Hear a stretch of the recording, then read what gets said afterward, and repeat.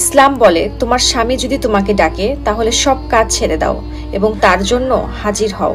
ইসলাম এটাও বলে তোমার স্বামীর জন্য তুমি প্রস্তুত থাকো এবং সাজো গোজো নিজেকে পরিপাটি রাখো।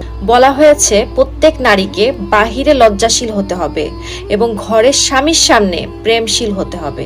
এখন যদি আপনি আপনার স্বামীর সাথে প্রেমশীল না হন, প্রেম না দেখান, তাহলে পুরুষরা তো প্রেম খোঁজার জন্য বাহিরে যাবেই। আমরা যখন বাহিরে কোনো অনুষ্ঠান বা দাওয়াতে যাই তখন স্বামীকে 2 ঘন্টা বসিয়ে রেখে সবচেয়ে সুন্দর পোশাক পরে নিজেকে পরিপাটি করি, আর স্বামীর সাথে যখন কোথাও ঘুরতে যাই তখন আমরা 1 মিনিটে ঘরে যেটা পরে আছে সেটা পরে স্বামীর সাথে বের হয়ে যাই।